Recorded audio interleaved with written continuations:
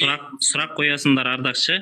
Жоқ, тоқта, мен интернет не істеп қалды. Сұрақ қоясыңдар да, сұраққа жауап беретін кезде шығар жүріп не істеп жатсыңдар или қорқасыңдар? Қара, бетші, төрелер, жеті атаны санама ұстанбай ма? Жауап беретін, Думан, мен сенен сұрамаймын қалай жауап беретін. Тыңда, сен сұрақ қойдың ба, тыңда. Төрелер санама ұстанбай ма? Сен тыңда деп тұрмын ғой саған. Болды, тыңда, микрофон жапта, тыңда, отыр. Муслим. Сен отыр микрофон. Тоқта. Микрофонды өшіріп отырдым, таптың. Ағылтай былай істейші, қара. Ағылтай былай істейк. Ағылтай былай істейк. Тұра тұршы, Муслим. Қара, Ағылтай былай істейк. Саған біз қазір сұрақты қайтадан қоямыз да, 2 минут уақыт береміз. Бірақ уақыт біткеннен кейін төрелер жеті атаны ұстана ма деген сұрақтың жауабы табылмаса, не болады? Шығарып жіберу. Сен ұтылған боласың. Тыңдап ал енді. Жоқ, сол сұрақтың жауабы беріле ма сенің сөзіңе? Берем деп тұрмын ғой мен. Мен жауап берем ғой, уайымдамасай. Болды, давай, қара. Сұрақты қайталайын. Төрелер жеті ата дәстүрін ұстана ма, ұстанбай ма? Давай, жауап. Болды, микрофон жап енді. Так, сұрақ мынандай. Төрелер жеті ата ұстана ма? Енді ол мәселе қаяқтан туындады, иә? Тәуке ханның жеті жарғысын, кім Ардақ, оны Жәнібек жазған жоқ. Тәуке ханның жеті жарғысында төре ұрпағына жеті ата ұстану шарт емес. Енді рұқсат деген нәрсе ол міндеттеу де емес та. То есть адамға өзіне рұқсат береді. Мен как төре ретінде мен ұстанам. Өйткені маған рұқсат беріп тұр, воля беріп тұр. Сен ұстансаң да болады, ұстанбасаң да болады. Так что рұқсат беру деген сөз міндеттеу емес ол. Менде 2 минут уақыт бар. Енді тыңдап ал. Алдында сен Данияр ұстазға келіп сөйлеген кезде, кім? Думан, сен айттың. Сендерде рұқсат ол қалай дедің? Мен саған сол кезде алып келдім. Заңда ата-анаңды қарттар үйіне өткізіп жіберу рұқсат. Бірақ сен оны істемейсің, саған ешкім міндеттей алмайды.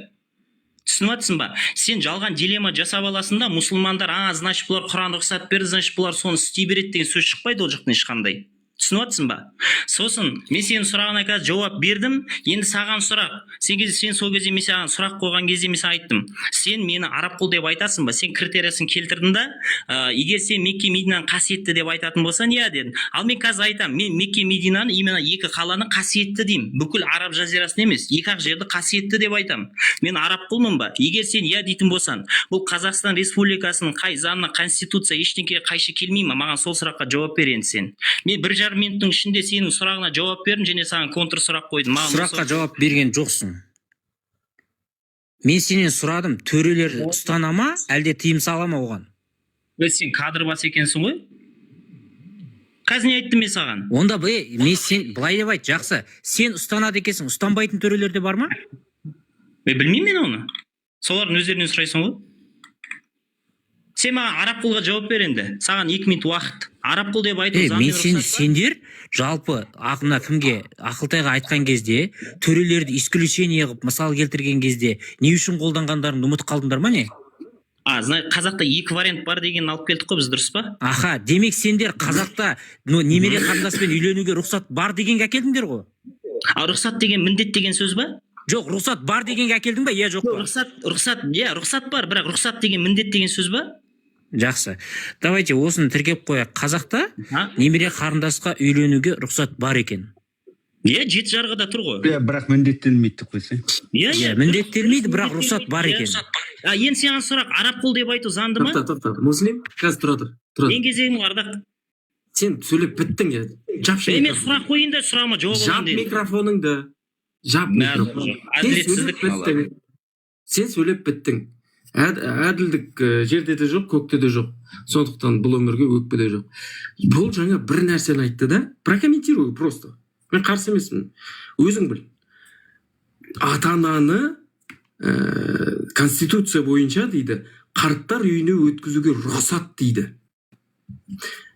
Қара, жаңа бұл жалған дилемма, дихотомия жасама деп отырды да жаңа. Енді өзінікі, по сути, дихотомияда жалған. Что өз бір жағынан Құдай абсолют күш міне жақта тұрады да, немере қарындас алуға рұқсат береді да, өздері мойындайды оны. А міне жақта адам ол үшін қателесуші, бірақ оның өзі қарттар үйіне бер деп оны шақырмайды да, оған призыв жоқ та ондайға.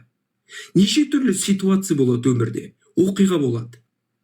Бір қарттарға тіпті ол қажет болуы да мүмкін да, әрине сендер кете беріңдер, Ақылтай қарттар үйіне беруді қолдады деп. Бірақ бұл жерде сендердің Құдай немере қарындасты алуға рұқсат беріп тұрса, харам етпей. Мына жақта ешкімде билікте басқада, сендерге алыңдар, ол сендерге разрешенный, ол керемет нәрсе, оны сендерге нәсіп етеміз деп тұрған жоқ та. Сендердің халал харамдарың Құдайдың запретный тыйым салғаны, жаман дегені, жақсы деп, халал деп, разрешенный ол. Сен нағыз жалған дилемма жасап отырғаныңды өздерің түсінбейсіңдер ма жалпы? Не логика деймін да мынау? Болдың ғой, біттіңдер ғой. Ассалаумағалейкум, құрметті бауырлар. Жаңа видеода көргеніңіздей, сайкиолар, ардақ құлтайлар әділеттілікті айтады, сөзде тұруды айтады, бірақ сұрақ қойды, сұраққа жауап алынды, бірақ одан кейін мен кезегім келген кезде менің сұрағымда жауап бермей мені шығарып жіберді. Ладно, проблема жоқ. Мен жайлы жала жауып жүр, көріп жүрмін. Енді мен осыған байланысты бір-екі мәселені айтып кетейін. Эфирде айтқанымдай, төрелерге рұқсат дегенді қайдан алдық? Бұл жеті жарғы, Артықбаев Жамбыл Омарұлы деген кісілер, жеті жарғы 129 бетте кез келген адам көре алады, тексере алады. Бұл жерде жазады: төре тұқымыны некеде жеті ата тәртібін сақтау шарт емес дейді. Енді шарт емес деген сөз міндетті деген нәрсені бермейді. То есть, егер сен жеті атаны ұстанбасаң, сен жақынына үйлену саған міндет деген сөз бермейді ол. Екіншісі, сен жеті ата ұстану саған шарт емес десе, саған жеті ата ұстануға болмайды деген сөз бермейді ол. Сосын, үшінші мәселе, мен төре ұрпақтарын көрдім. Төре ұрпақтарының ешқайсысы, хандарымыздың ешқайсысы жеті атадан жақын алмаған. Абсолютно барлығы асырып алған. 12 атадан, мен өзім тексеріп шыққан Жәнібек ханның Қасым ханға байланысты сол төңіректе кісілердің нелерін қарап шықтым. Ол кісілер төреден алған, бірақ 12-10 атадан алған. То есть 7 атадан асырып алған. Енді бұл кісілер, атеистер болсын, жаңа исламға жала жауып жүрген кісілер, жеті атаның ішіне, жеті ата мәселесінде бізде жиендер, бөле, нағашы деген кірмейді.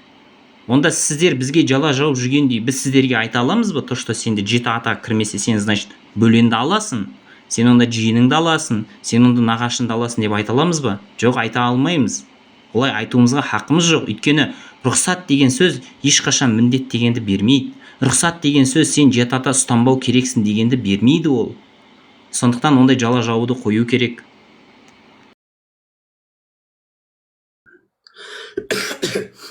Мен өз басым жеті жарғы деген заңды тарихта болғанын мойындаймын. Бірақ мен онымен жүрмеймін да. Вот это поворот!